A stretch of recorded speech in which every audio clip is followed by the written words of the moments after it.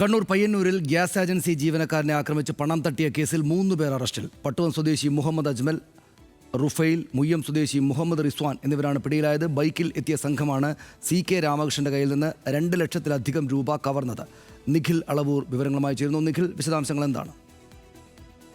സനീഷ്, ശനിയാഴ്ച രാത്രി 7:30യോടെയാണ് സ്കൂട്ടർ തടഞ്ഞു നിർത്തി ഇത്തരത്തിൽ ഗ്യാസ് ഏജൻസിയുടെ കളക്ഷനുമായി മടങ്ങി വീട്ടിലേക്ക് വരികയായിരുന്ന CK രാമകൃഷ്ണനിൽ നിന്ന് പണം കവർന്നത്. വീടിന് മുന്നിൽ നേരത്തെ എത്തി കാത്തിരുന്ന 3 അംഗ സംഘം ഇദ്ദേഹത്തെ മറ്റ് പല കാര്യങ്ങളും പറഞ്ഞ് ആദ്യം തടഞ്ഞു നിർത്തി.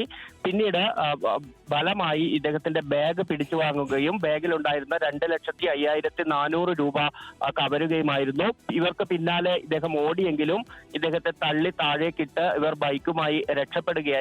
തുടർന്ന് ഈ സമീപത്തെ CCTV ദൃശ്യങ്ങൾ ഉൾപ്പെടെ പോലീസ് ശേഖരിച്ചിരുന്നു. ഇത് കേന്ദ്രീകരിച്ച് നടത്തിയ അന്വേഷണത്തിലാണ് ഇപ്പോൾ ഈ 3 പേരും പിടിയിലായിരിക്കുന്നത്. മുഹമ്മദ് അജ്മൽ, മുഹമ്മദ് റുഫൈദ്, മുയ്യം സ്വദേശിയായ റിസ്വാൻ എന്നിവരെയാണ് പിടികൂടിയത്. 23, 21, 18 വയസ്സ് മാത്രം പ്രായമുള്ള ആളുകളാണ്.